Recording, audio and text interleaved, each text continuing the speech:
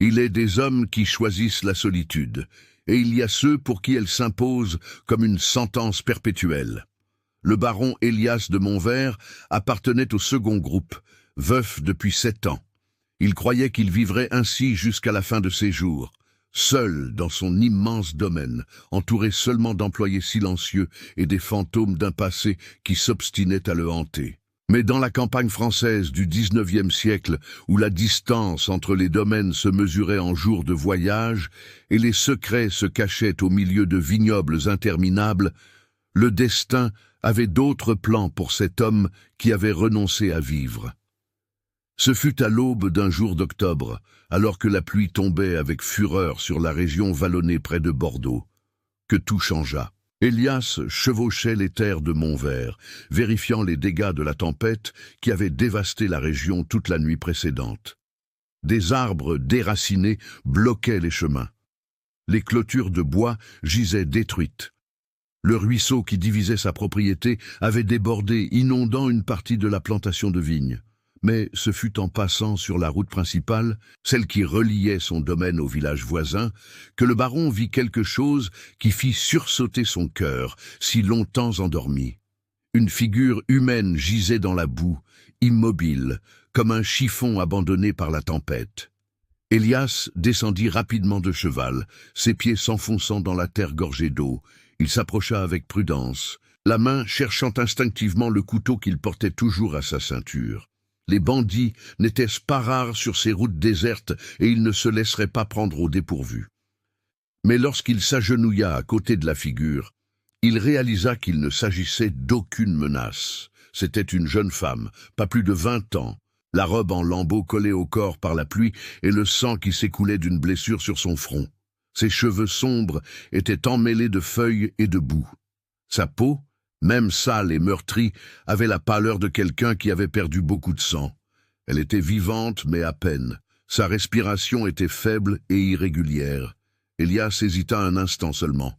7 ans auparavant, il l'aurait aidée sans poser de questions, mais 7 années d'isolement avaient rendu son cœur méfiant, soupçonneux. Qui était cette femme? Comment avait-elle atterri là, seule sur une route déserte pendant une violente tempête? S'agissait-il d'un piège? Mais quand il regarda à nouveau son visage, il y vit quelque chose qui dissipa ses doutes. Il y avait là une vulnérabilité absolue, une fragilité qui ne pouvait être feinte. Et plus profondément, il y avait une sensation étrange, presque une reconnaissance, comme si cette rencontre n'était pas complètement le fruit du hasard. Avec des mouvements prudents, le baron la souleva dans ses bras. Elle était trop légère, comme si elle n'avait pas mangé depuis des jours. Il la plaça sur son cheval et monta derrière elle, serrant son corps fragile contre sa poitrine pour l'empêcher de tomber. La pluie continuait de tomber, mais maintenant avec moins d'intensité, comme si même les cieux reconnaissaient que ce sauvetage devait avoir lieu. Le voyage de retour au manoir prit presque 1 heure. Pendant ce temps, la jeune femme ne reprit pas conscience une seule fois. Elias pouvait sentir son cœur battre faiblement contre son bras. Il pouvait voir la pâleur augmenter sur son visage. Si elle ne recevait pas de soins rapidement, elle ne survivrait pas. Quand il aperçut enfin les tours du domaine de Montvert découpées sur le ciel gris, le baron laissa échapper un soupir de soulagement qu'il ne savait pas retenir. Il appela les domestiques dès qu'il franchit les portes principales, sa voix résonnant dans la cour vide. Mais avant de continuer, vérifiez si vous êtes déjà abonné à la chaîne et écrivez dans les commentaires d'où vous regardez cette vidéo. Votre soutien nous aide à continuer à apporter des histoires qui touchent le cœur. Bénédicte fut la première à apparaître, essuyant ses mains sur son tablier en descendant en courant l'escalier de la cuisine. Elle était la gouvernante de la maison depuis plus de 20 ans, une femme robuste d'une 50aine d'années qui connaissait le baron depuis qu'il n'était que le plus jeune fils de l'ancien propriétaire de Montvert. « Monsieur Elias, que s'est-il passé ?» Elle s'arrêta brusquement en voyant la silhouette inconsciente dans ses bras. Je l'ai trouvée sur la route principale, tombée dans la boue. Elle est blessée et a perdu beaucoup de sang. Elias descendit de cheval avec précaution, tenant fermement la jeune femme. Préparez la chambre d'amis au 2e étage. De l'eau chaude, des linges propres, et envoyez quelqu'un chercher le docteur Leclerc au village. Vite !» Bénédicte ne posa pas de questions. Elle connaissait ce ton de voix, le même que le défunt père du baron utilisait lorsqu'il donnait des ordres urgents. Elle cria des instructions aux autres servantes qui commençaient à se rassembler, curieuses, tandis que le baron montait les larges escaliers du manoir. La chambre d'amis n'avait pas été utilisée depuis des années. Les meubles couverts de draps blancs semblaient des fantômes dans la pièce poussiéreuse. Mais Elias n'avait pas le temps d'attendre qu'on l'arrange. Il déposa la jeune femme sur le lit avec toute la douceur possible, écartant ses cheveux mouillés de son visage pour mieux examiner la blessure sur son front. C'était une coupure profonde, mais nette, comme si elle avait été causée par une chute contre quelque chose de pointu. Cela ne semblait pas être l'œuvre d'une violence délibérée. Il y avait aussi des éraflures sur ses bras et ses mains, comme si elle avait couru à travers des buissons. Ses vêtements, bien que déchirés et sales, étaient de bonne qualité. La robe avait été coûteuse à un moment donné, avec des broderies délicates qui se distinguaient à peine sous la boue. 2 servantes entrèrent, portant des seaux d'eau chaude et des piles de linge propre. Bénédicte les suivit de près, apportant la trousse de premier secours que la maison avait toujours gardée, préparée pour les accidents courants dans un domaine de cette taille. « Monsieur, ne devriez-vous pas changer de vêtements? Vous êtes trempé et vous allez tomber malade, » dit Bénédicte, commençant déjà à nettoyer soigneusement le visage de la jeune inconnue. « Après, » répondit Elias, sans quitter des yeux la femme inconsciente. « D'abord, je veux m'assurer qu'elle va survivre. J'ai envoyé Joachim chercher le docteur, mais avec toute cette pluie, il faudra au moins 3 heures avant qu'il n'arrive. Peut-être plus si le pont sur la rivière est trop endommagé. » Elias acquiesça, sachant que Bénédicte avait raison. Dans les domaines de l'intérieur, la distance transformait les urgences simples en questions de vie ou de mort. 3 heures pouvaient être trop longues. Il observa Bénédicte travailler avec efficacité, nettoyant le sang séché et la boue, révélant progressivement le visage de la jeune femme. Elle avait des traits délicats, presque aristocratiques, le nez droit, les sourcils bien dessinés, les lèvres qui, même pâles, avaient une jolie forme. Ce n'était pas seulement une paysanne perdue. Il y avait quelque chose dans son apparence qui suggérait l'éducation, la naissance, la position sociale. C'est alors que Bénédicte s'arrêta brusquement, ses yeux fixés sur le cou de la jeune femme. « Monsieur Elias, regardez ceci. » Suspendu à une fine chaîne en or, se trouvait un médaillon. Bénédicte le tint avec précaution, nettoyant la boue qui le couvrait. Quand le métal poli fut visible, tous deux purent voir clairement le blason gravé à la surface. Le cœur d'Elias s'arrêta un instant. Il connaissait ce symbole, 2 lions rampants flanquant un écu à 3 étoiles. Le blason de la famille de Rochefort, l'une des plus anciennes et puissantes lignées de la région. Une famille qui avait mystérieusement disparu 7 ans auparavant pendant les troubles politiques qui avaient secoué la région. « Ce n'est pas possible », murmura Bénédicte, sa voix empreinte de choc. « Les de Rochefort, tous sont morts pendant la révolte, ou ont fui en Europe. » Elias prit le médaillon avec précaution, l'examinant à la faible lumière qui entrait par la fenêtre. Il n'y avait aucun doute. Il était authentique, pas une copie bon marché ou une contrefaçon. L'or était pur, le travail de gravure impeccable, et au verso, en lettres minuscules, était gravé un nom, Aurore. Aurore, répéta Elias à voix basse, comme pour tester le son du nom sur ses lèvres. Est-ce là son nom? Si c'est une de Rochefort, dit Bénédicte lentement, sa voix chargée d'inquiétude. Alors, vous venez d'amener dans la maison un problème bien plus grand qu'une simple jeune fille perdue. Elias savait qu'elle avait raison. L'histoire des de Rochefort était connue de tous dans la région. C'étaient des alliés fervents du mouvement pour l'abolition de l'esclavage et avaient publiquement soutenu des réformes qui menaçaient le pouvoir des grands propriétaires terriens esclavagistes. Quand la révolte commença, ils furent les premiers à être attaqués. Leurs manoirs avaient été incendiés, les plantations détruites. Des rumeurs disaient que toute la famille avait péri dans l'incendie. Mais si cette jeune femme portait le médaillon des de Rochefort, si son nom était réellement Aurore, alors les rumeurs étaient fausses. Au moins l'une d'entre elles avait survécu.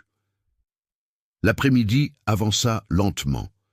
La pluie cessa enfin, laissant le monde extérieur enveloppé d'une brume épaisse qui rendait tout indistinct et fantomatique. Elias resta dans la chambre, observant la jeune femme inconsciente, tandis que ses pensées voyageaient sur des chemins dangereux. 7 ans auparavant, lorsque les de Rochefort furent attaqués, il était loin, en voyage à Bordeaux pour affaires. À son retour, sa propre vie avait été détruite d'une autre manière, la mort de son épouse Claire, dans des circonstances qui n'avaient jamais été complètement élucidées. Le deuil avait tout consumé, le transformant en l'homme isolé qu'il était maintenant, mais il se souvenait des de Rochefort. Monsieur Henri, le patriarche, était un homme de principe fort qui n'hésitait pas à défendre ses convictions, même quand cela lui coûtait de puissants amis. Madame Béatrice, son épouse, était connue pour sa charité et l'école qu'elle avait créée pour enseigner aux enfants des travailleurs du domaine. Et il y avait une fille, une jeune femme qu'Elias n'avait vue qu'une fois de loin lors d'une messe au village. Cette jeune femme serait-elle la même personne? L'âge semblait correspondre, les traits aristocratiques aussi, mais comment avait-elle survécu? Où était-elle passée toutes ces années? Et pourquoi était-elle apparue maintenant, seule et blessée sur sa route? Un léger gémissement interrompit ses pensées. Elias se pencha rapidement en avant, observant le visage de la jeune femme. Ses yeux commencèrent à bouger sous ses paupières closes, signe qu'elle reprenait conscience. « De l'eau » murmura Bénédicte, se dirigeant déjà vers la carafe sur la commode. « Elle aura besoin de boire quelque chose quand elle se réveillera. » Lentement, les yeux de la jeune femme s'ouvrirent. Ils étaient d'un brun profond, presque noir, encadrés de longs cils. Un instant, elle resta complètement immobile, le regard flou, sans comprendre où elle se trouvait. Puis, la panique s'empara d'elle. Elle tenta de s'asseoir brusquement, mais le mouvement fit son visage se tordre de douleur. Elle porta la main à son front, touchant le bandage que Bénédicte avait placé sur la blessure. « Calmez-vous, » dit Elias d'une voix ferme mais douce. « Vous êtes en sécurité, vous êtes au domaine de Montverte. Je vous ai trouvé tombé sur la route et je vous ai ramené ici. » Les yeux de la jeune femme se tournèrent vers lui, écarquillés de confusion et de peur. Elle regarda autour de la chambre, puis Bénédicte, puis de nouveau Elias. Sa bouche s'ouvrit comme pour parler, mais aucun son n'en sortit. « Comment vous appelez-vous » demanda Elias doucement. La jeune femme cligna plusieurs fois des yeux, son front se plissant comme si elle faisait un effort immense pour se souvenir. Sa respiration s'accéléra, la panique augmentant visiblement. « Je ne... » « Tout va bien. Respirez profondément. Vous avez eu un choc à la tête. C'est normal de ne pas se souvenir de tout immédiatement. » Mais ce n'était pas seulement cela. Elias pouvait voir dans ses yeux qu'il ne s'agissait pas simplement d'une confusion passagère. Il y avait un vide authentique là, une terreur de ne pas savoir. « Je ne sais pas », parvint-elle enfin à dire. Sa voix était rauque de désuétude ou d'avoir crié. Impossible de savoir laquelle. « Je ne sais pas mon nom. Je ne sais pas où je suis. Je ne sais pas comment je suis arrivé ici. » Les derniers mots sortirent dans un murmure désespéré. Bénédicte et Elias échangèrent un regard inquiet. La perte de mémoire après un traumatisme crânien n'était pas rare, mais l'étendue de cette amnésie était alarmante. « Vous portez ce médaillon, » dit Elias, le lui montrant. « Il y a un nom gravé dessus, Aurore. Serait-ce votre nom ?» La jeune femme prit le médaillon de main tremblante, le retournant pour lire l'inscription. Ses doigts tracèrent les lettres gravées comme si elle tentait de faire émerger un souvenir. Mais lorsqu'elle releva les yeux, il n'y avait que plus de confusion. « Aurore !» répéta-t-elle, testant le nom. « Peut-être, je ne sais pas. Ça me dit quelque chose, mais... » Sa voix faiblit, les larmes commençant à couler sur son visage. Pourquoi je ne peux pas me souvenir? Qu'est-ce qui m'est arrivé? C'est ce que je suis venu découvrir, dit une nouvelle voix depuis la porte. Tous se tournèrent pour voir le docteur Leclerc entrer dans la chambre. C'était un homme petit et rond, d'une 60aine d'années, avec une moustache grisonnante impeccablement taillée et des yeux bienveillants derrière de petites lunettes. Il portait sa mallette noire de médecin, qui semblait avoir vu des décennies d'utilisation. « Docteur, merci d'être venu si vite », dit Elias, se levant pour le saluer. Joachim a dit que c'était urgent, et à l'apparence de cette jeune femme, il n'exagérait pas. Le docteur s'approcha du lit, posant sa mallette sur la petite table de chevet. « Mademoiselle, je suis le docteur Leclerc.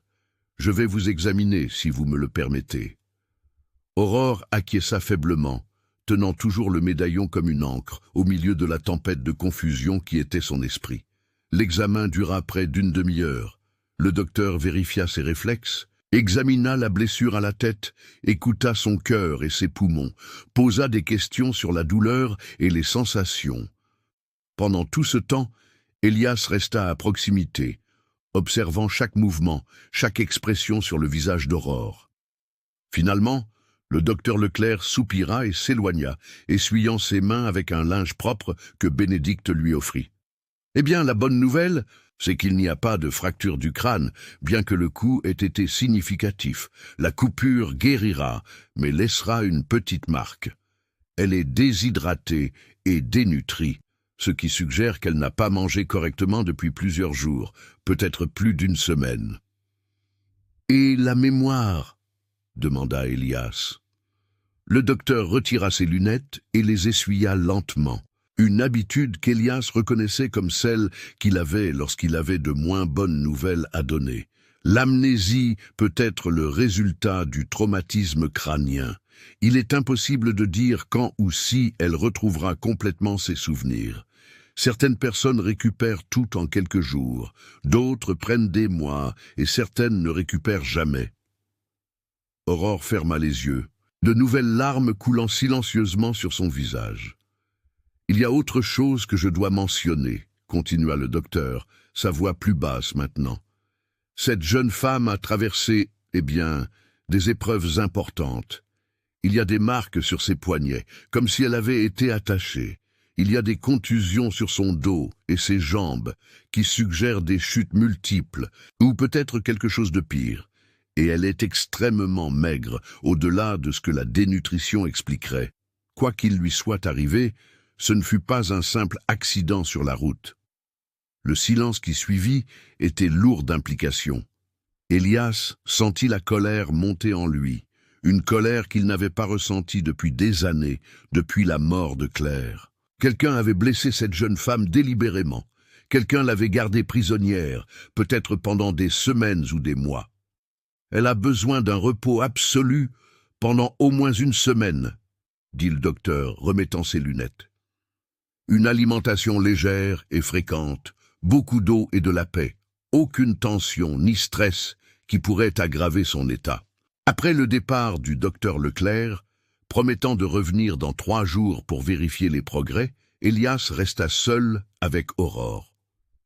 Bénédicte était allée préparer une soupe légère, insistant sur le fait que la jeune femme avait besoin de manger quelque chose immédiatement. « Je suis désolé, » dit Aurore soudain, sa voix faible mais claire, de causer tout ce dérangement.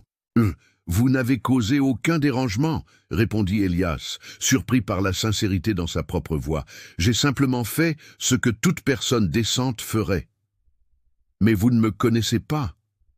Je pourrais être n'importe qui, une criminelle peut-être, ou pire. » Elias la regarda. Il la regarda vraiment pour la première fois depuis qu'il l'avait ramenée à la maison. Même blessée, sale et effrayée, il y avait quelque chose en elle qui inspirait confiance. Ce n'était pas seulement son apparence, bien qu'elle fût indubitablement belle. C'était quelque chose de plus profond, une qualité dans ses yeux, une gentillesse fondamentale qui transparaissait même à travers la peur et la confusion. « Je ne crois pas que vous soyez une criminelle, » dit-il finalement.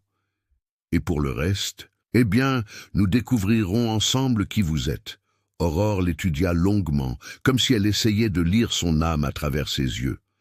pourquoi êtes-vous si gentil avec moi ?» C'était une bonne question, une à laquelle Élias n'était pas sûr de savoir répondre.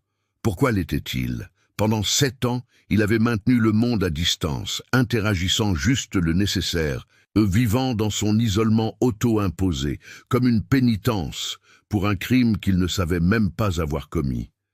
Mais il y avait quelque chose dans cette jeune femme perdue qui éveillait en lui des instincts qu'il pensait morts. L'instinct de protéger, de prendre soin, de se connecter avec un autre être humain. Pourquoi?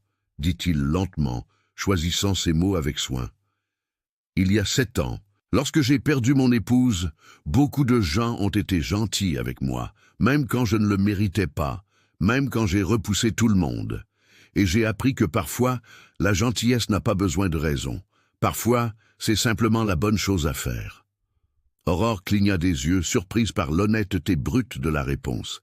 « Je suis désolée pour votre perte, » dit-elle doucement. « Et je le suis pour la vôtre, car quoi que vous ayez perdu, vos souvenirs, votre famille, votre vie antérieure, c'est une perte réelle et elle mérite d'être reconnue. » Avant qu'Aurore ne puisse répondre, Bénédicte revint, apportant un plateau avec un bol fumant de soupe de légumes et du pain frais.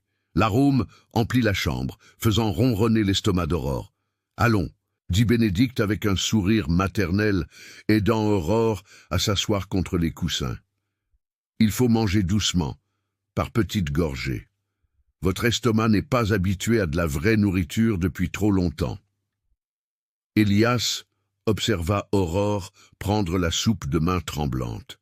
Chaque cuillerée semblait coûter un effort immense, mais elle persista, déterminée.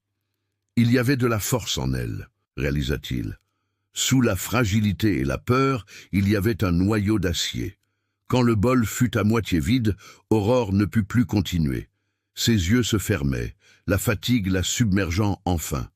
Bénédicte prit le plateau et fit signe à Élias de sortir de la chambre. « Laissez-la se reposer », murmura la gouvernante. « Le sommeil est le meilleur remède maintenant. » Dans le couloir, la porte fermée derrière eux, Bénédicte se tourna vers Élias avec une expression sérieuse. « Monsieur, il faut que je vous parle, en privé. » Ils descendirent au bureau d'Élias, une pièce spacieuse au rez-de-chaussée du manoir, avec des murs couverts d'étagères de livres du sol au plafond. Une cheminée éteinte dominait l'un des murs, et le bureau en palissandre massif, qui avait appartenu au père d'Élias, occupait le centre de l'espace. Élias servit 2 verres de vin de Porto et en tendit un à Bénédicte, qu'il accepta d'un hochement de tête reconnaissant. Tous deux s'assirent dans les fauteuils en cuir près de la fenêtre donnant sur les jardins extérieurs. « Parlez, » dit Élias. « Monsieur Élias, vous savez qui elle est, n'est-ce pas? Le médaillon. » « Je sais, ou du moins je sais qui elle pourrait être. Les de Rochefort, » dit Bénédicte, sa voix basse, comme si elle craignait que le simple fait de prononcer le nom puisse porter malheur. « Si elle est vraiment de leur famille, si c'est Aurore de Rochefort, alors il y a des gens qui voudront qu'elle reste disparue. Ou pire. » Élias prit une gorgée de vin, sentant le liquide chaud descendre dans sa gorge. « Je sais, mais je ne peux pas simplement la renvoyer, pas dans l'état où elle est. Je ne suggère pas cela, mais vous devez comprendre les risques. Les de Rochefort avaient de puissants ennemis, des gens qui ont profité de leur disparition, qui ont pris leurs terres, leurs affaires. Si l'on découvre qu'il y a une héritière vivante, alors nous n'annoncerons rien, interrompit Élias. Pour l'instant, elle n'est qu'une jeune femme que j'ai trouvée blessée sur la route. Personne n'a besoin de savoir pour le médaillon ou la possible connexion avec les de Rochefort. Du moins, pas avant que nous ne comprenions mieux la situation. Bénédicte l'étudia avec des yeux perspicaces. « Vous vous impliquez, n'est-ce pas? Après toutes ces années à vous tenir à distance de tout et de tous, vous vous permettez de vous soucier à nouveau. » Élias ne répondit pas immédiatement. C'était vrai. Il s'impliquait. Il connaissait à peine cette jeune femme. Il avait passé peut-être 1 heure en sa présence consciente, mais il y avait quelque chose en elle, quelque chose qui résonnait avec une partie de lui qu'il pensait définitivement morte. « Peut-être », admit-il finalement. Ou peut-être que je suis juste fatigué de vivre comme un fantôme dans ma propre maison. Bénédicte sourit tristement. Madame Claire serait heureuse de savoir que vous commencez enfin à revenir au monde des vivants. La mention de Claire ramena les souvenirs, comme toujours. Son épouse, si pleine de vie, si passionnée par tout, était morte si soudainement et mystérieusement qu'Elias n'avait jamais réussi à tout assimiler. Une fièvre, avaient dit les médecins. Mais il y avait quelque chose de faux dans cette explication, quelque chose qui ne collait jamais vraiment. Claire aurait été furieuse si elle avait su que j'ai gâché 7 ans à me cacher, dit-il avec un sourire amer. Alors ne gâchez plus, dit Bénédicte fermement. Cette jeune femme a besoin d'aide, et peut-être, juste peut-être, l'aider est exactement ce dont vous avez besoin aussi. Ils parlèrent pendant 1 heure de plus, planifiant les prochaines étapes. Ils garderaient la présence d'Aurore discrète, disant aux autres employés qu'elle était une voyageuse qui avait été sauvée de la tempête, sans mentionner le médaillon ou sa possible identité. Et pendant ce temps, ils essaieraient de découvrir ce qui s'était réellement passé. Lorsque Bénédicte se retira finalement dans ses propres quartiers, Elias resta dans le bureau, regardant par la fenêtre la nuit tombée. La pleine lune éclairait les champs de vignes qui s'étendaient à perte de vue. Une mer argentée de feuilles se balançant doucement dans la brise nocturne. Il pensa à Aurore, dormant à l'étage, blessée et effrayée, sans souvenir de qui elle était ni d'où elle venait. Il pensa au médaillon et à tout ce qu'il représentait, les 2 Rochefort, le passé violent, les secrets qui étaient certainement enterrés avec cette famille détruite. Et pour la première fois en 7 ans, Elias de Montvert sentit quelque chose au-delà de l'engourdissement qui était devenu sa compagnie constante. Il sentit un but, et peut-être, juste peut-être, la première étincelle de quelque chose qui pourrait éventuellement être appelé espoir. Les jours suivants établirent une routine inattendue au domaine de Montvert. Aurore restait principalement dans sa chambre, encore trop faible pour beaucoup de mouvements. Le docteur Leclerc revint comme promis et fut satisfait de sa récupération physique, bien qu'inquiet de la persistance de l'amnésie. Parfois, expliqua-t-il à Elias en privé, l'esprit se protège des traumatismes graves en créant ce type de blocage. Les souvenirs peuvent être là, simplement enfermés, mais les forcer peut être dangereux. Elle a besoin de se souvenir à son propre rythme. Elias rendait visite à Aurore 2 fois par jour, le matin et l'après-midi. Initialement, ces visites étaient brèves et formelles, juste pour vérifier comment elle se rétablissait, mais progressivement elles s'étendirent, se transformant en conversations authentiques. Aurore, découvrit Elias, avait une intelligence vive et une curiosité naturelle, que l'amnésie n'avait pas effacée. Elle posait des questions sur tout, sur le domaine, sur la région, sur les coutumes et l'histoire de la France. Et Elias, à sa grande surprise, se retrouvait à répondre longuement, racontant des histoires qu'il n'avait partagées avec personne depuis des années. « Comment cultive-t-on la vigne ?» demanda-t-elle un après-midi, assise près de la fenêtre de sa chambre, déjà assez forte pour quitter le lit pendant de courtes périodes. Elias, qui lui avait apporté quelques livres de la bibliothèque, sourit à la question. C'est un processus long et délicat. Les vignes mettent de 3 à 4 ans à commencer à produire. Elles exigent un sol spécifique, une altitude adéquate, la juste quantité de pluie et de soleil. Cela semble beaucoup de travail. C'en est, mais il y a quelque chose de satisfaisant là-dedans. Planter une graine, en prendre soin à travers les saisons et finalement récolter le fruit de ce travail. C'est gratifiant. Aurore l'étudia avec ses yeux sombres et perspicaces. Vous parlez du vin comme si c'était quelque chose de vivant, presque une personne. Parce qu'en un sens, c'est le cas. Chaque pied de vigne a ses particularités, ses besoins. Un bon vigneron apprend à lire ses besoins, à y répondre. Et vous êtes un bon vigneron ? La question le prit par surprise.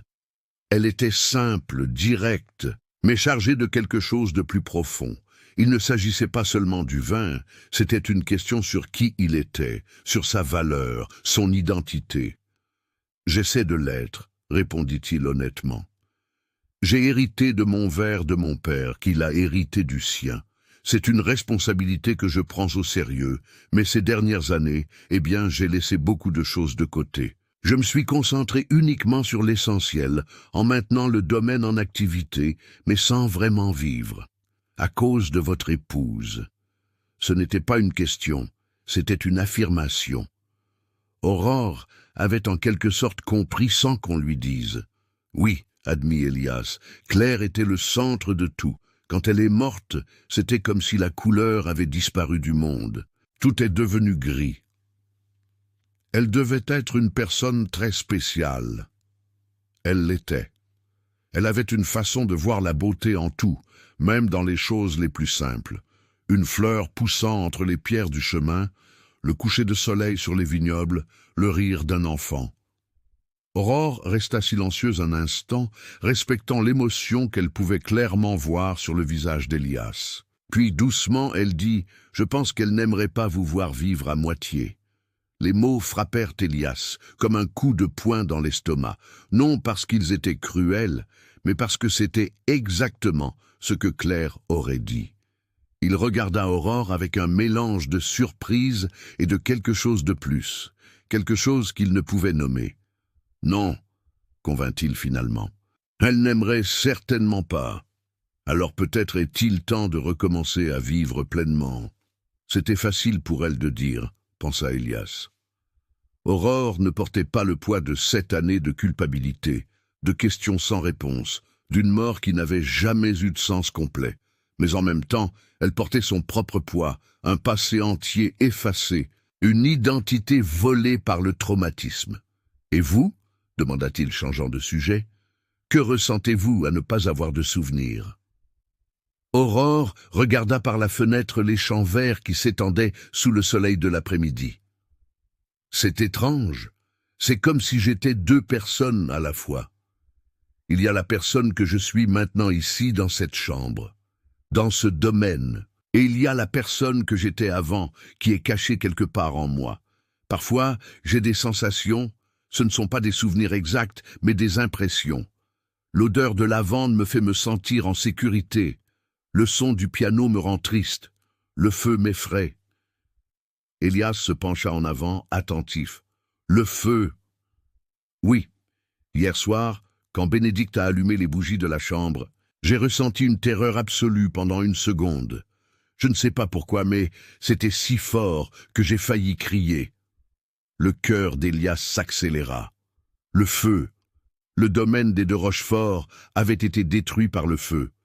Si Aurore était réellement celle que le médaillon suggérait, si elle avait survécu à cet incendie, il serait logique qu'elle ait une réaction aussi viscérale. Ces sensations peuvent être des indices, dit-il soigneusement, des fragments de mémoire essayant de revenir, ou elles peuvent être juste des peurs aléatoires sans signification.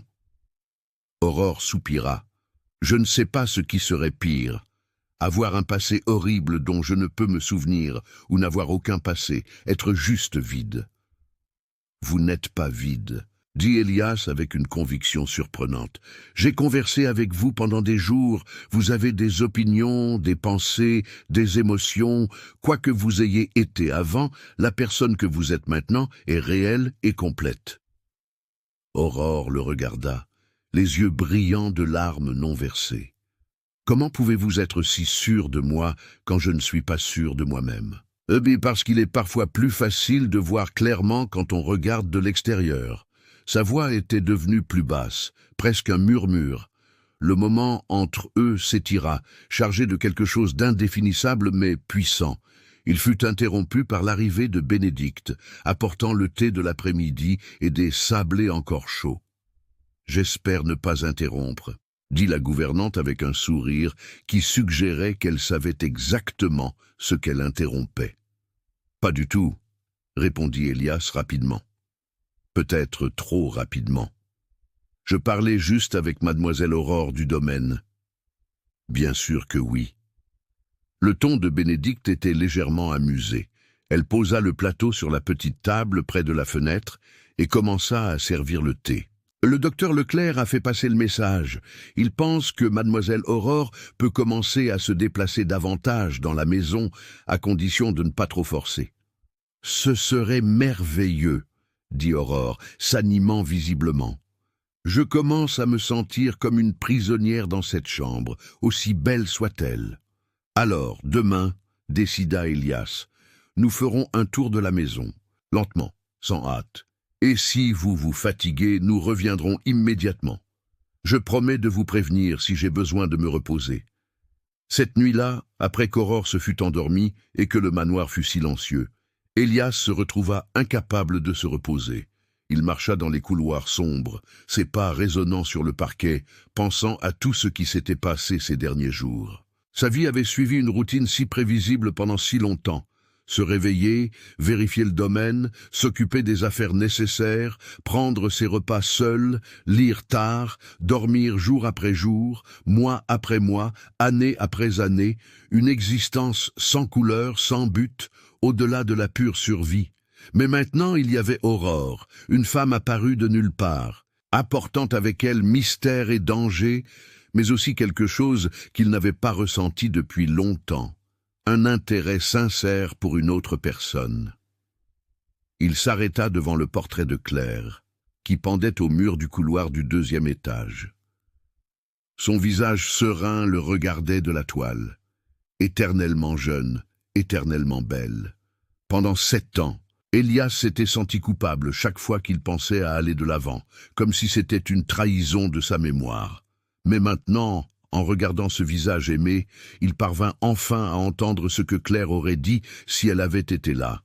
« Vis, Elias, n'existe pas seulement, vis vraiment. »« J'essaie, » murmura-t-il au portrait. « Pour la première fois depuis des années, j'essaie vraiment. » Le lendemain matin se leva clair et lumineux. Elias se réveilla plus tôt que d'habitude, avec une énergie qu'il n'avait pas ressentie depuis longtemps. Il s'habilla avec soin, choisissant des vêtements plus présentables que ceux qu'il portait normalement pour travailler dans les champs. Bénédicte remarqua le changement immédiatement lorsqu'il descendit pour le petit déjeuner. « Monsieur est différent aujourd'hui », commenta-t-elle, lui servant du café frais. « Je le suis ? Oui, vous semblez plus léger d'une certaine manière. » Elias but une gorgée de café, savourant l'amertume riche. Peut-être que je dors juste mieux, ou peut-être que j'ai trouvé quelque chose qui vaut la peine de se réveiller. Le regard de Bénédicte était trop connaisseur, mais doux. Après le petit déjeuner, Elias monta chercher Aurore. Il la trouva déjà habillée, portant l'une des robes simples que Bénédicte lui avait procurées. Elle était en coton bleu clair, simple mais propre et bien ajustée. Ses cheveux étaient attachés en un chignon lâche, révélant la blessure sur son front qui cicatrisait maintenant bien, ne laissant qu'une fine ligne rosée. « Prête pour la visite ?» demanda-t-il. « Plus que prête, j'ai l'impression que je vais exploser si je reste un jour de plus à regarder par la fenêtre. » Ils commencèrent par le 2e étage, où se trouvaient les chambres de la famille et des invités. Le manoir de Montvert avait été construit dans le style colonial traditionnel, avec de grandes pièces, de hauts plafonds et de grandes fenêtres qui permettaient la circulation de l'air les après-midi chauds. « C'était l'aile des enfants », expliqua Elias, ouvrant des portes pour révéler des chambres vides et poussiéreuses. « Mes frères et moi avons grandi ici. Maintenant, tout est vide. Je suis le seul qui reste. Vous avez des frères ?» Aurore sembla surprise. « J'avais 2 frères aînés. Jean est mort de la fièvre jaune à 20 ans. Antoine est parti au Portugal étudier le droit et n'est jamais revenu. Il disait que la France était trop primitive pour lui. » Il y avait une note d'amertume dans la voix d'Elias. « Et vos parents ? » « Ma mère est morte quand j'étais enfant. Je me souviens à peine d'elle. Mon père a vécu jusqu'à 70 ans, gérant le domaine jusqu'à son dernier jour. Il est mort 3 ans avant Claire. » Ils descendirent l'escalier principal, une imposante structure en bois noble avec une rampe sculptée. Aurore tint la rampe avec précaution, pas encore complètement forte, mais déterminée à ne pas montrer de faiblesse. Le rez-de-chaussée était l'endroit où se déroulait la vie sociale du domaine, ou du moins où elle s'était déroulée dans le passé. Il y avait le grand salon avec son lustre en cristal importé d'Europe, maintenant couvert d'une fine couche de poussière. La salle à manger formelle avec une table pour 20 personnes qui n'avait pas été utilisée depuis des années. Le salon de musique, où un piano à queue restait silencieux et désaccordé. Claire jouait du piano, dit Elias, presque involontairement en entrant dans le salon de musique. Elle jouait tous les soirs avant le dîner, elle disait que la musique rendait la nourriture plus savoureuse. Il sourit au souvenir. Aurore s'approcha du piano, passant légèrement les doigts sur les touches, sans en presser aucune. « Je crois que je sais jouer », dit-elle soudain, surprise par ses propres mots. « Je ne sais pas comment je sais, mais quand je regarde ces touches, mes mains savent où aller. » Elle pressa une touche expérimentalement. Le son était désaccordé, métallique, mais elle fronça les sourcils. « C'est faux, le son devrait être plus clair. »« Le piano n'a pas été accordé depuis 7 ans, » expliqua Elias. « Depuis la mort de Claire, personne n'a plus joué. » Aurore s'éloigna de l'instrument comme si elle s'était brûlé les doigts. « Pardon, je n'aurais pas dû toucher. »« Non, c'est bon. En fait... » Elias marqua une pause, prenant une décision. « En fait, j'aimerais que vous jouiez. Je pense que Claire approuverait. Elle détestait l'idée que des instruments de musique restent silencieux. Mais je ne sais même pas quoi jouer. Je ne me souviens d'aucune musique. Alors, laissez vos mains se souvenir pour vous. » C'était un risque. Elias le savait. Forcer les souvenirs pouvait être dangereux, comme le docteur Leclerc l'avait averti, mais cela pouvait aussi être la clé pour déverrouiller le passé d'Aurore. Avec hésitation, Aurore s'assit sur le tabouret du piano. Ses mains planèrent au-dessus des touches un long moment. Puis, presque comme si elles avaient leur propre volonté, elles commencèrent à bouger. La musique qui émergea était lente et mélancolique, rendue étrange par les notes désaccordées du piano abandonné. Mais même à travers l'imperfection, la beauté de la mélodie était indéniable. C'était une valse. Elias reconnut quelque chose qu'il était sûr d'avoir déjà entendu, mais ne parvenait pas à identifier.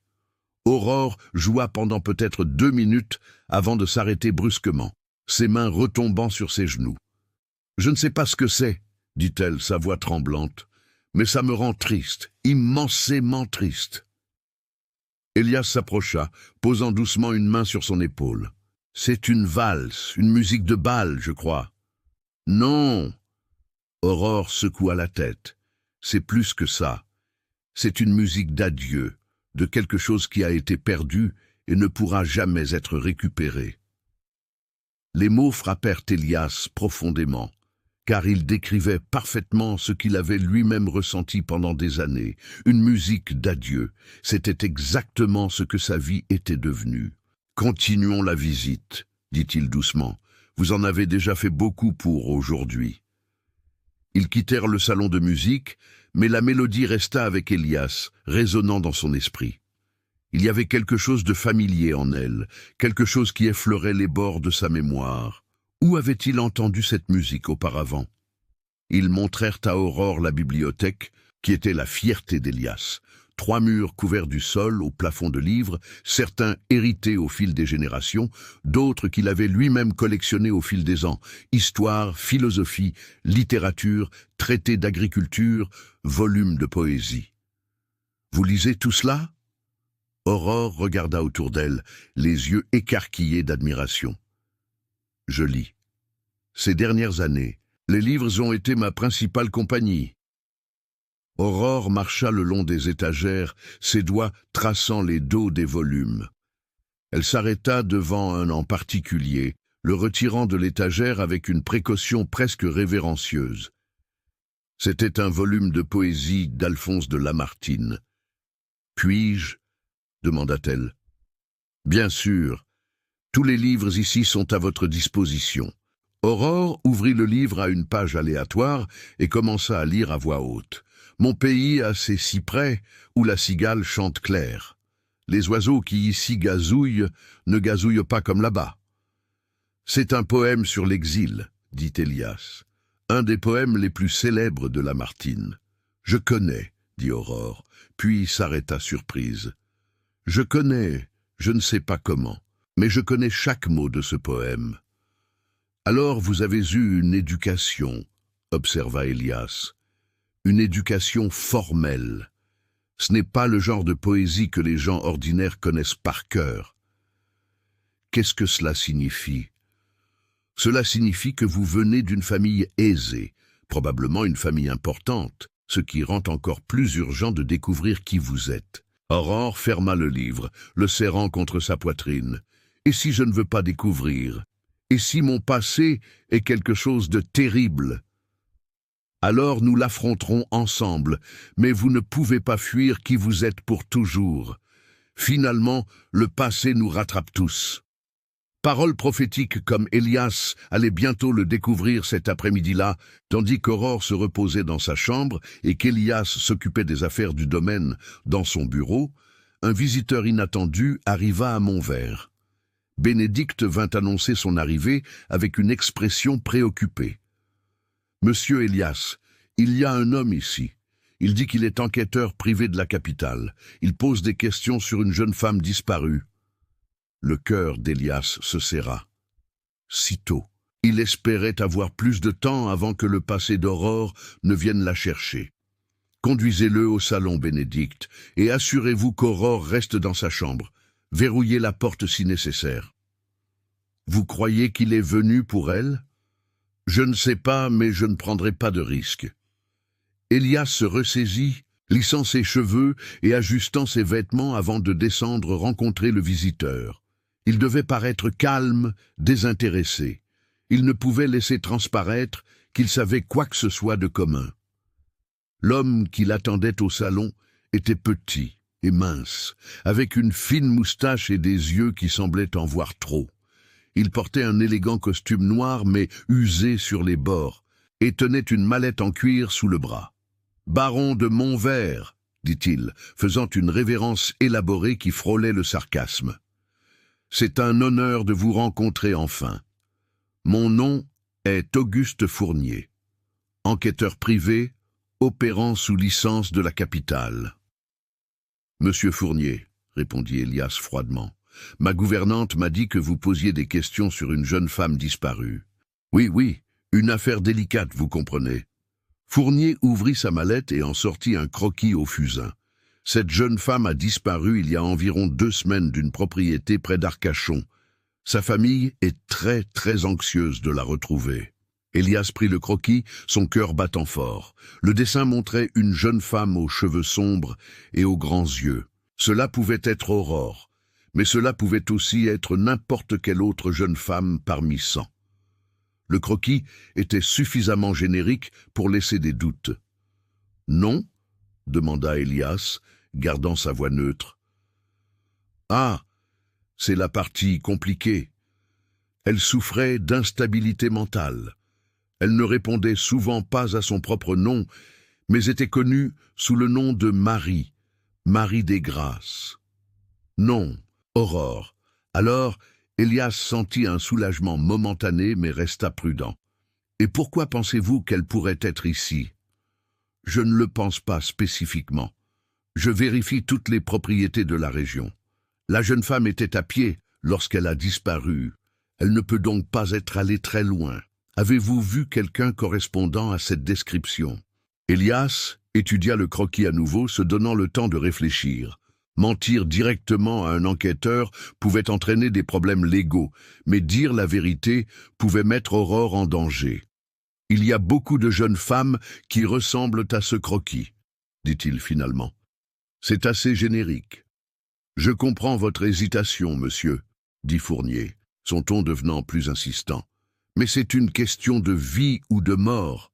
La jeune femme est dangereuse pour elle-même. Elle doit être ramenée là où elle pourra recevoir un traitement approprié. » Quelque chose dans la façon dont il prononça « traitement approprié » fit frissonner les instincts d'Elias.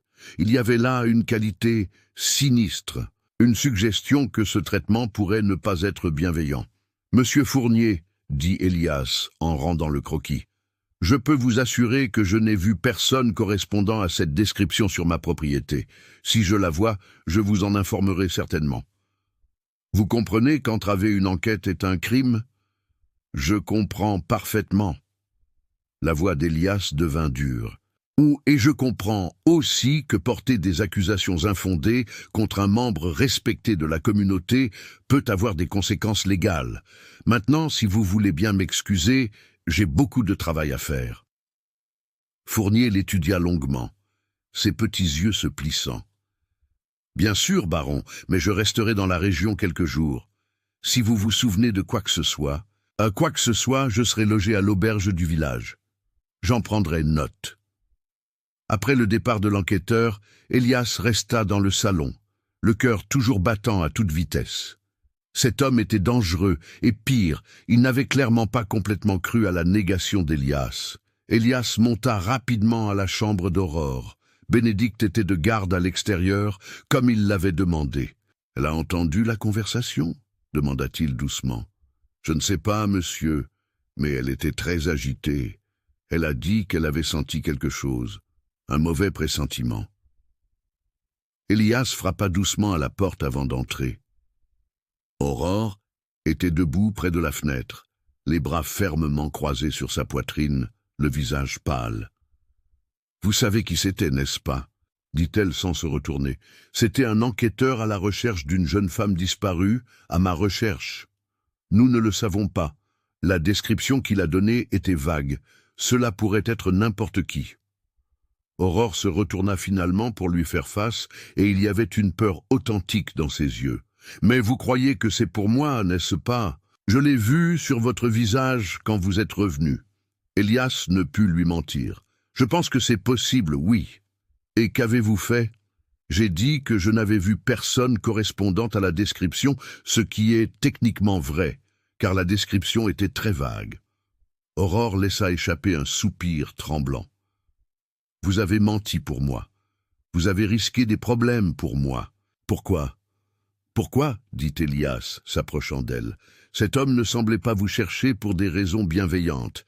Il y avait quelque chose qui n'allait pas chez lui, dans toute la situation. Et jusqu'à ce que nous en sachions plus sur qui vous êtes réellement et pourquoi vous êtes recherché, je ne vous livrerai pas à des étrangers. Mais si je suis dangereuse? Et si ce qu'il a dit est vrai, que je suis mentalement instable?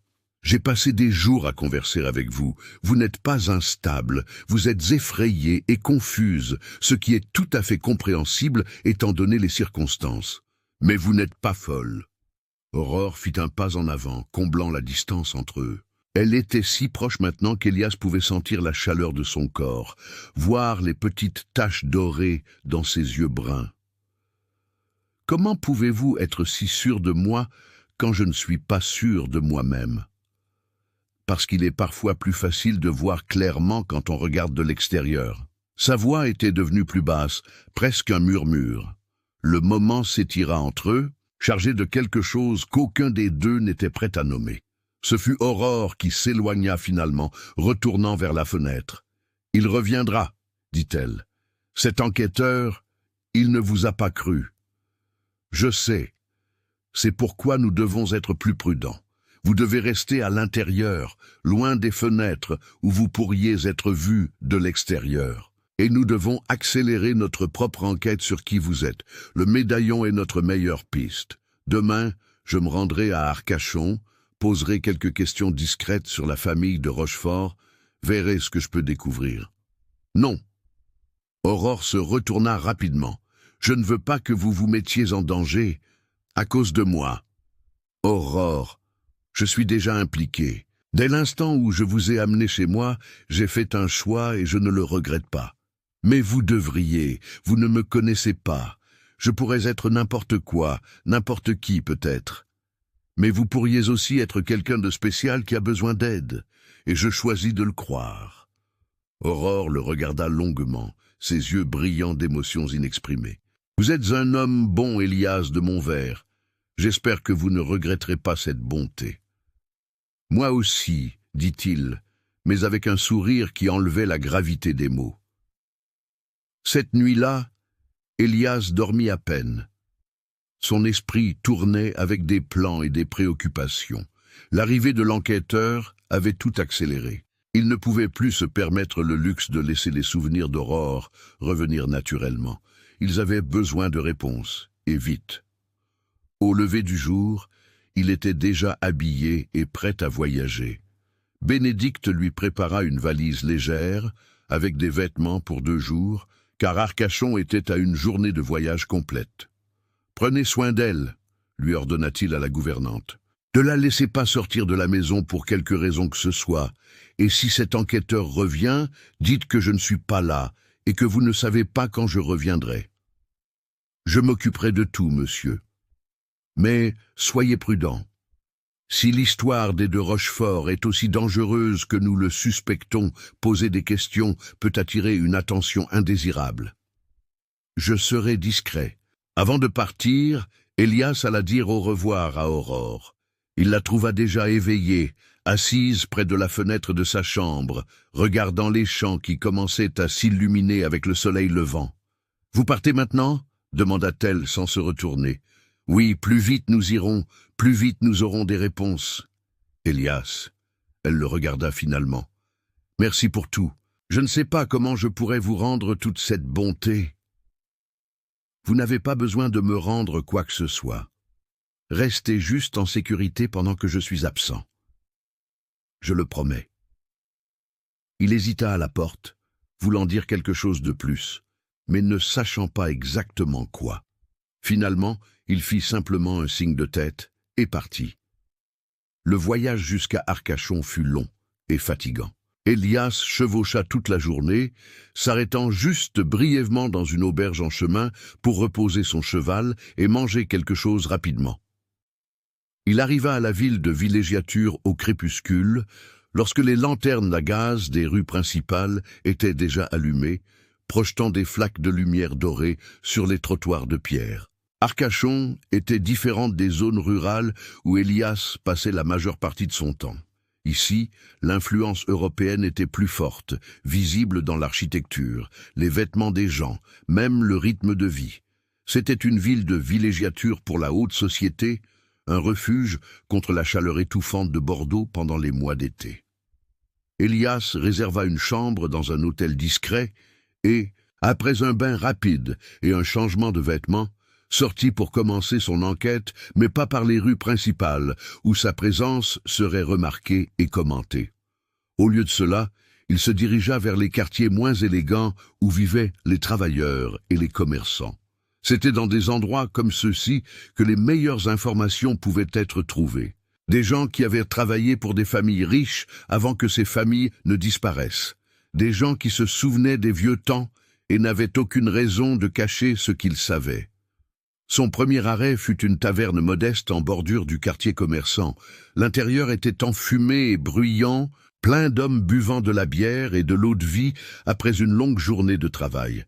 Elias commanda une eau-de-vie et s'assit dans un coin, observant et écoutant. Il fallut presque 1 heure avant qu'il ne puisse engager la conversation naturellement avec l'homme assis à la table voisine. C'était un homme d'âge moyen, avec des mains calleuses, de travail manuel et un visage marqué par le soleil et le temps. « Vous êtes d'ailleurs », observa l'homme après quelques échanges de politesse. « À vos vêtements, je dirais que vous êtes propriétaire terrien. » « Je suis propriétaire d'un domaine viticole à l'intérieur des terres. Je suis venu à Arcachon pour affaires. » « Affaires ? C'est bien, vous êtes au bon endroit. Cette ville a été construite sur les affaires, la plupart d'entre elles sales. » Elias sourit légèrement. Sales comme des terres volées, des fortunes disparues, des familles entières effacées de l'histoire. L'homme prit une longue gorgée de bière. « Vous avez déjà entendu parler des de Rochefort ?» Le cœur d'Elias s'accéléra, mais il garda son expression neutre. « Les de Rochefort, cela ne me dit rien. Ça ne devrait pas, en effet. Ils ont fait en sorte d'effacer leur nom des livres. Mais il y a 7 ans, c'était l'une des familles les plus riches de la région. Ils avaient des terres, de l'influence, des connexions avec la cour. Et puis un soir, pouf !» Il fit un geste de la main comme s'il effaçait quelque chose. Ils ont disparu comme par le feu. Toute la propriété a brûlé jusqu'aux fondations. Ils ont dit que c'était un accident, qu'une lampe à huile est tombée. Mais tout le monde connaît la vérité. C'était politique. Les de Rochefort étaient de fervents abolitionnistes. Il voulait libérer tous les esclaves immédiatement, sans compensation pour les propriétaires. Ils se sont fait de puissants ennemis, et la famille, tous sont morts dans l'incendie. L'homme haussa les épaules. C'est l'histoire officielle. Monsieur Henri, Madame Béatrice, le fils aîné, Michel, tous morts. Mais il se pencha plus près, baissant la voix. Il y a des rumeurs, toujours des rumeurs. Certaines personnes disent qu'ils ont vu la fille, Aurore, être emmenée de la maison avant le début de l'incendie. Ils disent qu'elle a survécu. Et où serait-elle allée? Ah, ça personne ne le sait. Ou, s'ils savent, ils ne parlent pas. Se frotter aux de Rochefort, même maintenant, c'est dangereux. Les gens qui ont profité de leur disparition, qui ont pris leurs terres et leurs affaires, ne veulent pas qu'un héritier apparaisse pour réclamer ce qui leur revient de droit. Elias prit une gorgée de son eau de vie, traitant l'information. Donc, Aurore était vraiment une de Rochefort, et il y avait des gens puissants, qui avaient des raisons de la maintenir disparue ou morte. Qui étaient ces personnes qui ont pris les terres des de Rochefort? Demanda-t-il négligemment. L'homme rit, mais sans humour.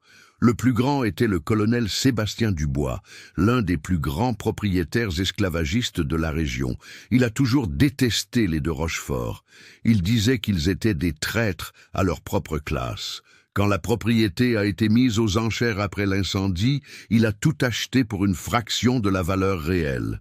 Et ce colonel Dubois est-il toujours là? Il l'est. Il a un énorme hôtel particulier dans les quartiers chics de la ville. Mais attention, étranger, ce n'est pas un homme à qui l'on se frotte. Il a des gardes armés, des connexions avec des politiciens puissants, il fait ce qu'il veut et n'affronte jamais les conséquences. Elias remercia l'homme pour la conversation et commanda une autre tournée de boissons, payant généreusement.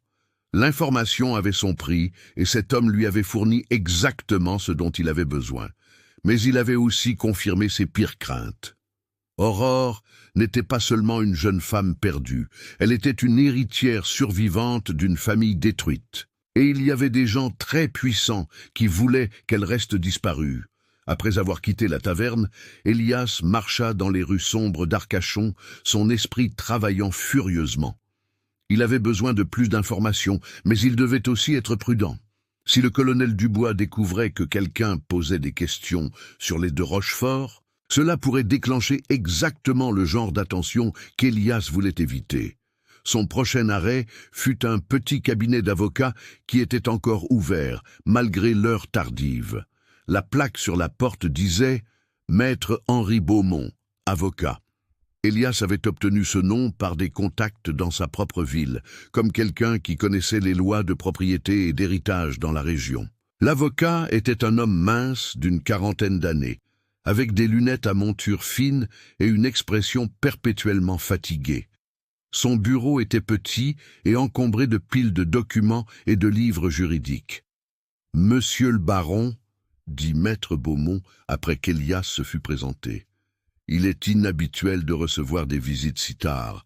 En quoi puis-je vous aider ?»« J'ai besoin d'informations sur une question d'héritage, spécifiquement sur la famille de Rochefort. » Le changement d'expression de l'avocat fut instantané. Son visage se ferma, devenant prudent. « Les de Rochefort. C'est un sujet délicat, monsieur. »« J'entends, mais il est crucial que je sache la vérité sur ce qui leur est arrivé, et, plus important encore, sur le statut légal de leur propriété. » Maître Beaumont étudia Elias pendant un long moment, comme s'il évaluait s'il pouvait lui faire confiance. Finalement, il soupira et lui fit signe de s'asseoir. « Asseyez-vous. Ce que je vais vous dire n'est pas un secret, mais ce n'est pas non plus quelque chose que l'on discute ouvertement. » Elias s'assit, attendant. La famille de Rochefort était en effet l'une des plus importantes de la région, commença Maître Beaumont. Monsieur Henri était mon client, en fait, un homme aux principes fermes, peut-être trop ferme pour l'époque où il vivait. Il croyait passionnément en l'abolition immédiate de l'esclavage. Il a utilisé son influence et sa fortune pour soutenir le mouvement abolitionniste, ce qui lui a valu de puissants ennemis comme le colonel Dubois. Entre autres, Dubois n'était que le plus vocal. Il y avait tout un réseau de propriétaires terriens et de commerçants qui voyaient les de Rochefort comme une menace à l'ordre établi. Maître Beaumont nettoya lentement ses lunettes. La nuit du 15 mars 1882, la propriété des de Rochefort a été incendiée. L'histoire officielle est que ce fut un accident, une lampe à huile renversée lors d'une discussion familiale. Mais ce ne fut pas un accident. Bien sûr que non. Il y avait des marques d'effraction sur les portes arrière. Des témoins ont vu des hommes à cheval fuir la propriété peu avant le début de l'incendie. Mais quand j'ai essayé de présenter ces preuves, j'ai été découragé. Menacé pour être plus précis. On m'a dit qu'il serait beaucoup plus sain d'accepter la version officielle des événements. Et les corps? 3 ont été retrouvés dans les décombres. Monsieur Henri, Madame Béatrice et Michel, le fils aîné. Ils ont été identifiés par des bijoux et d'autres objets personnels. Mais il y avait une 4e personne qui aurait dû être dans la maison cette nuit-là. Aurore, dit Elias doucement. Maître Beaumont le regarda avec surprise. Alors vous savez déjà. Je sais certaines choses, mais j'ai besoin d'en savoir plus. Qu'est-il arrivé? Personne ne le sait avec certitude. Elle avait 16 ans à l'époque. Certains disent qu'elle est morte dans l'incendie et que son corps a été complètement consumé. D'autres disent qu'elle s'est enfuie avant que l'incendie ne commence. Il y a même eu des rumeurs selon lesquelles elle aurait été emmenée par quelqu'un, enlevée peut-être pour servir de garantie contre toute enquête plus approfondie. Légalement, si elle était vivante, aurait-elle droit aux propriétés? Absolument. En tant qu'unique héritière survivante, toutes les terres et biens des de Rochefort lui reviendraient de droit. Mais il y a une complication. Laquelle? 7 ans après la disparition d'une personne, elle peut être légalement déclarée morte. Et nous sommes maintenant exactement dans ce délai. En fait, le colonel Dubois attend avec impatience la fin de cette période, afin de consolider complètement son contrôle sur les terres qu'il a achetées à la succession. Elias se pencha en avant. Et si Aurore apparaissait maintenant vivante, pourrait-elle contester la vente? Techniquement, oui, elle pourrait arguer que la vente était illégale, car elle a été faite sans le consentement de tous les héritiers. Mais... Maître Beaumont hésita. Mais quoi? Mais il serait extrêmement dangereux pour elle de le faire. Le colonel Dubois n'est pas homme à abandonner facilement ce qu'il considère comme sien, et il a des ressources considérables pour éliminer les obstacles. Vous dites qu'il la tuerait. Je dis qu'il serait très commode pour lui que toute héritière de Rochefort, qui apparaîtrait maintenant, subisse un accident malheureux avant de pouvoir faire une quelconque revendication légale. Maître Beaumont se pencha en avant, sa voix baissant. « Monsieur le baron, puis-je demander la raison de cet intérêt soudain pour les de Rochefort? Est-ce juste une curiosité académique, ou y a-t-il autre chose ?» Elias prit une décision rapide. Il avait besoin d'un allié, quelqu'un qui connaissait la loi et pouvait aider à protéger Aurore. Et Maître Beaumont, bien que clairement effrayé, semblait aussi être un homme de principe. « Et si je vous disais qu'Aurore de Rochefort est vivante ?» L'avocat pâlit. « Alors je dirais qu'elle est en grave danger et toute personne associée à elle aussi. Elle a perdu la mémoire. Elle ne se souvient de rien de sa famille, ni de ce qui s'est passé cette nuit-là. Elle a été trouvée blessée, seule, sans aucune protection.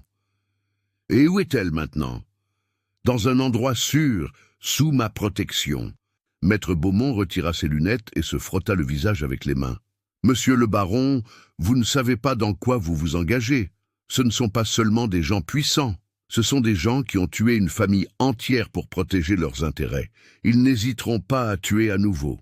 Alors, que suggérez-vous que je fasse? La livrer au loup? Non, mais vous devez être très très prudent. Si le colonel Dubois découvre qu'Aurore est vivante et sur votre propriété, il viendra après vous deux. Il y a déjà un enquêteur qui pose des questions, un homme nommé Auguste Fournier. » Maître Beaumont fit une grimace. Fournier. Oui, je connais ce nom. Il travaille pour qui paie le plus. S'il cherche Aurore, Vous pouvez être sûr qu'il a été engagé par quelqu'un qui ne lui veut pas de bien. Alors, que faire? D'abord, gardez-la cachée. Ne laissez personne savoir qu'elle est avec vous. Deuxièmement, nous avons besoin de temps. Si nous parvenons à garder Aurore vivante et cachée jusqu'à la fin de la période de 7 ans, elle sera légalement déclarée morte et les propriétés seront consolidées entre les mains de Dubois. À ce moment-là, il n'y aurait plus de raison de la tuer, mais elle perdrait tout droit sur les terres de sa famille. Elle perdrait les terres, mais garderait la vie. Vous devez décider ce qui est le plus important. Elias savait que l'avocat avait raison, mais il savait aussi qu'il ne pouvait pas prendre cette décision pour Aurore. Elle avait le droit de savoir la vérité sur qui elle était, sur ce qui était arrivé à sa famille et sur ce qui était en jeu. « Combien de temps avons-nous » demanda-t-il. « La période de 7 ans se termine dans exactement 3 semaines, le 15 mars. » 3 semaines. Ce n'était pas beaucoup de temps pour prendre des décisions qui changeraient des vies, mais c'était ce qu'ils avaient. Elias passa la nuit à l'hôtel, mais il parvint à peine à dormir. Son esprit était trop rempli de tout ce qu'il avait découvert. Aurore n'était pas seulement une jeune femme perdue, elle était la dernière survivante d'une famille assassinée, une héritière ayant droit à une fortune considérable, et la cible d'hommes puissants qui n'hésiteraient pas à la tuer pour protéger leurs secrets. Et lui, Elias de Montvert, avait choisi de se placer entre elle et ses hommes, non parce qu'il était héroïque ou particulièrement courageux, mais parce que pour la première fois en 7 ans, il avait trouvé quelque chose, quelqu'un pour qui il valait la peine de se battre. Le lendemain matin, avant de repartir pour Montvert, Elias fit un dernier arrêt. Le bureau des registres publics se trouvait dans un bâtiment gris et austère au centre-ville. Là, il chercha les registres de la famille de Rochefort. L'employée, une dame âgée aux grosses lunettes, fut étonnamment serviable. Elle apporta plusieurs volumes poussiéreux, contenant des registres de naissance, de mariage et éventuellement de décès. Les de Rochefort étaient une ancienne famille, expliqua-t-elle. Elle remonte aux premiers colons français. Ils avaient un arbre généalogique impressionnant. Elias trouva ce qu'il cherchait, le registre de naissance d'Aurore Marie de Rochefort, née le 8 avril 1866, et fille d'Henri de Rochefort et de Béatrice Marie de Rochefort. Le registre incluait une description physique, taille moyenne, cheveux châtain foncé, yeux bruns, une tache de naissance en forme de croissant de lune sur l'épaule gauche. La tache de naissance était un moyen de confirmer définitivement l'identité d'Aurore. Elias copia soigneusement toutes les informations avant de rendre les volumes. Le voyage de retour à Montvert parut encore plus long que l'aller. Chaque kilomètre parcouru rapprochait Elias d'une conversation qu'il craignait d'avoir. Comment dirait-il à Aurore la vérité sur qui elle était, sur ce qui était arrivé à sa famille, sur le danger dans lequel elle se trouvait encore? Il arriva au domaine au crépuscule du 2e jour. Bénédicte le reçut à la porte, son visage montrant du soulagement. « Dieu merci, vous êtes de retour, monsieur. Elle est très agitée. Elle n'a presque rien voulu manger pendant votre absence. Elle regardait juste par la fenêtre, attendant. L'enquêteur est-il revenu? Non, mais il y a eu des étrangers qui ont rôdé autour de la propriété, des hommes à cheval qui ne se sont pas identifiés. Joachim les a vus en lisière et hier après-midi. Ce n'était pas bon. Cela signifiait que quelqu'un surveillait Montvert, attendant peut-être de voir si Aurore était vraiment là. « Renforcez la surveillance », ordonna Elias. « Je veux des hommes patrouillant le périmètre 24 heures sur 24. Toute personne étrangère qui s'approche de la propriété, je veux être informé immédiatement. » Il monta immédiatement à la chambre d'Aurore. Il la trouva exactement comme Bénédicte l'avait décrite, assise près de la fenêtre, regardant l'obscurité dehors. Elle se retourna quand il entra, et le soulagement sur son visage était palpable. « Vous êtes revenu, » dit-elle, se levant rapidement. « J'étais inquiète. Je m'excuse de mon retard. Le voyage fut plus compliqué que prévu. Vous avez découvert quelque chose. Je le vois dans vos yeux. » Elias ferma la porte derrière lui et s'approcha d'elle. Il n'y avait pas de façon facile de faire cela. Alors, il décida d'être direct. « J'ai découvert qui vous êtes et j'ai découvert ce qui est arrivé à votre famille. » Aurore pâlit visiblement. « J'ai une famille ? Vous en aviez une, Aurore. Peut-être feriez-vous mieux de vous asseoir. » Elle obéit, s'asseyant sur le bord du lit, les mains serrées fermement sur ses genoux. Elias tira une chaise et s'assit devant elle, prenant ses mains froides dans les siennes. « Votre nom complet est Aurore Marie de Rochefort. Vous êtes la fille d'Henri de Rochefort et de Béatrice Marie de Rochefort. Vous aviez un frère aîné appelé Michel. »« J'avais » répéta-t-elle, saisissant le temps verbal. « Ils sont morts ? » ?»« Oui, il y a 7 ans, la nuit du 15 mars 1882, la propriété de votre famille a été incendiée. Vos parents et votre frère sont morts dans l'incendie. Vous avez disparu cette nuit-là et personne n'a su ce qui vous était arrivé depuis. » Les larmes commencèrent à couler sur le visage d'Aurore, silencieuses, mais abondantes. « Comment ? Pourquoi ? Votre famille était de fervents abolitionnistes. Ils se sont fait de puissants ennemis parmi les propriétaires esclavagistes de la région. L'incendie n'était pas un accident, c'était un assassinat. Et moi, comment ai-je survécu? Je ne sais pas, personne ne sait. Il y a des rumeurs selon lesquelles vous auriez été emmené avant le début de l'incendie. Mais il n'y a pas de preuves. Les 7 dernières années de votre vie sont un mystère complet. Aurore lâcha ses mains et les porta à son visage, sanglotant ouvertement. Elias voulut la consoler, il voulut dire que tout irait bien, mais il ne pouvait pas mentir. Les choses étaient loin d'aller bien. De plus, dit-il doucement, les terres de votre famille ont été vendues après l'incendie, achetées par un homme appelé colonel Sébastien Dubois, pour une fraction de leur valeur réelle.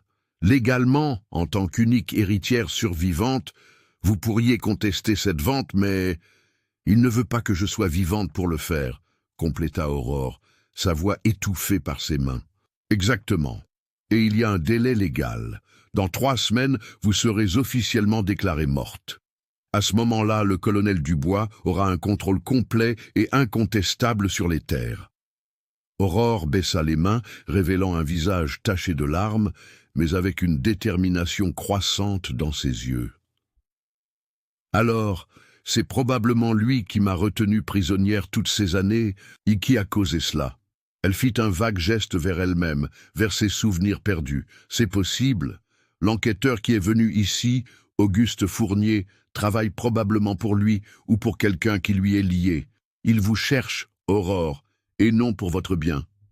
Alors, que faisons-nous? La question était simple, mais la réponse était complexe.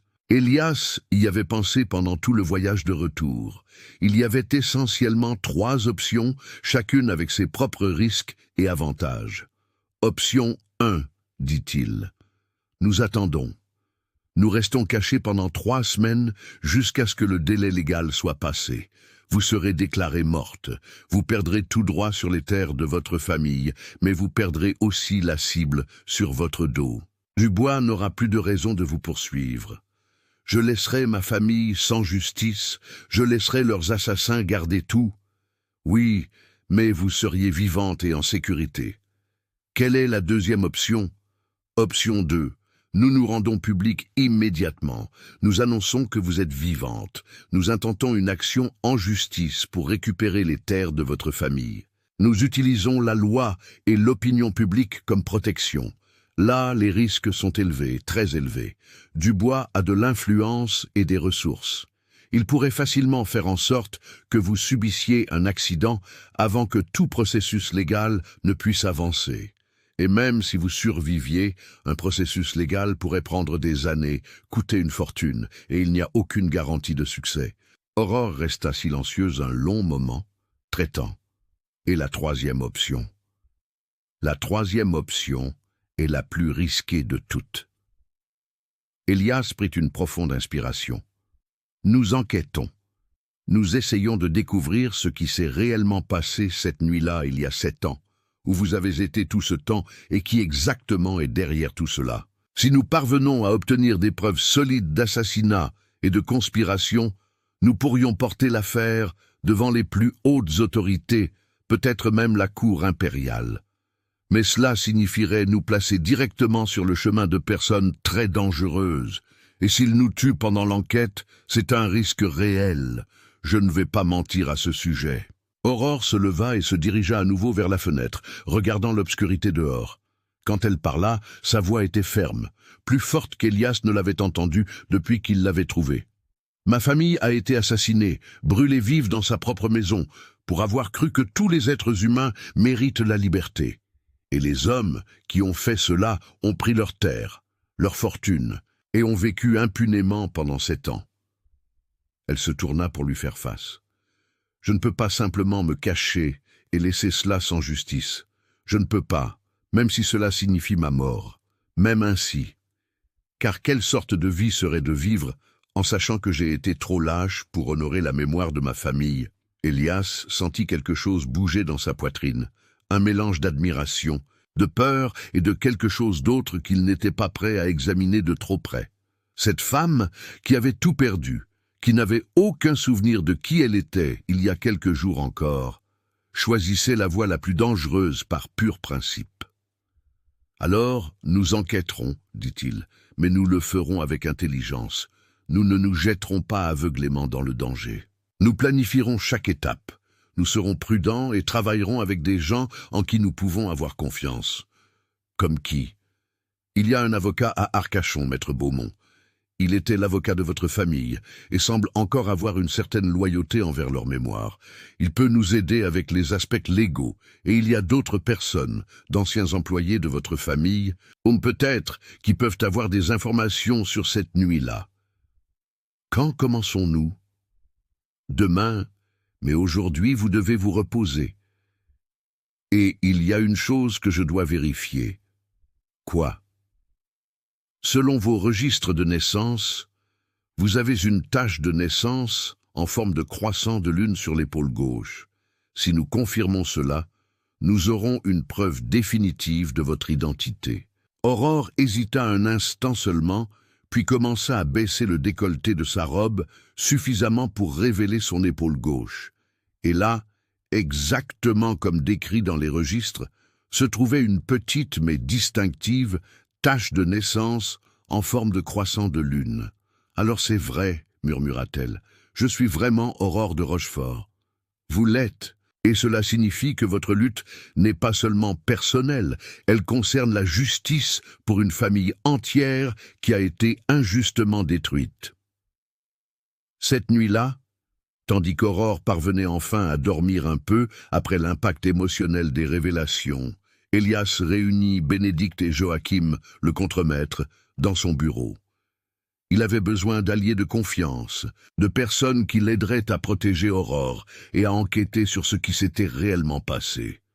« Ce que je vais vous raconter ne doit pas sortir de cette pièce, » commença-t-il. « La jeune femme que j'ai ramenée chez nous n'est pas seulement une voyageuse perdue. Elle est Aurore de Rochefort, la seule survivante de la famille qui a été assassinée il y a 7 ans. » Bénédicte resta bouche bée. Joachim, un homme grand et silencieux qui travaillait à Montvert depuis plus de 20 ans, acquiesça simplement lentement, comme si cela confirmait des soupçons qu'il avait déjà. « Elle est en danger, » continua Elias. « Il y a des gens puissants qui veulent qu'elle reste morte et en la protégeant, je nous mets tous en danger. C'est pourquoi j'ai besoin de savoir, êtes-vous avec moi? Parce que si vous ne l'êtes pas, je ne vous blâmerai pas. Vous pouvez partir avec de bonnes références et ma gratitude. » « Monsieur Elias, » dit Bénédicte fermement, « je travaille pour cette famille depuis plus de 20 ans. J'ai vu monsieur grandir, j'ai vu vos parents, j'ai vu madame Claire. Et une chose que j'ai apprise, c'est que les Montvert n'abandonnent pas ceux qui ont besoin d'aide. Ce ne sera pas moi qui commencerai maintenant. Et vous, Joachim? » Le contremaître prit un moment avant de répondre, choisissant ses mots avec soin. « Monsieur, je me souviens des de Rochefort. C'étaient de bonnes personnes. Monsieur Henri m'a aidé une fois quand j'étais en difficulté. Je n'ai jamais eu l'occasion de le lui rendre. Si aider sa fille est ma chance, alors je suis avec vous. Monsieur... » Elias ressentit un profond soulagement. Il n'était pas seul dans cette affaire. Il avait des alliés, des personnes de confiance qui le soutiendraient, même en connaissant les risques. « Alors, voici ce que nous allons faire, » dit-il, déroulant une carte de la région sur son bureau. « Premièrement, nous devons renforcer la sécurité de Montvert. Joachim, je veux des hommes qui patrouillent le périmètre 24 heures sur 24. Tout étranger qui s'approche de la propriété, je veux le savoir, immédiatement. »« Oui, monsieur, mais les hommes vont poser des questions. Nous ne sommes pas en guerre. Dites-leur qu'il y a des signalements de bandits dans la région. Ce n'est pas un mensonge complet, compte tenu du genre de personnes auxquelles nous avons affaire. »« Et l'enquête sur le passé ?» demanda Bénédicte. « C'est plus compliqué, nous devons être discrets. Nous ne pouvons pas simplement commencer à poser des questions sur les de Rochefort sans attirer l'attention. Alors nous ferons ainsi. Bénédicte, vous irez à Arcachon, déguisée en parente éloignée d'Aurore, cherchant d'anciens employés de la famille, des gens qui travaillaient pour les de Rochefort au moment de l'incendie. Ils pourraient avoir vu quelque chose, savoir quelque chose. Et vous, monsieur ? Je vais enquêter sur le colonel Dubois, découvrir qui sont ses associés, ses affaires, sa routine. Nous devons comprendre notre ennemi si nous voulons avoir une chance contre lui. Ne et mademoiselle Aurore ? Aurore reste ici en sécurité, du moins pour l'instant. Quand nous aurons plus d'informations, nous déciderons des prochaines étapes ensemble. Les jours suivants furent ceux d'une intense préparation. Elias engagea plus d'hommes pour aider à la sécurité, faisant confiance à Joachim pour ne sélectionner que ceux d'une loyauté incontestable. Bénédicte partit pour Arcachon, déguisée avec des vêtements simples et une histoire préparée sur une cousine éloignée, cherchant des nouvelles de parents perdus. Aurore, pendant ce temps, commença le processus douloureux de tenter de récupérer ses souvenirs.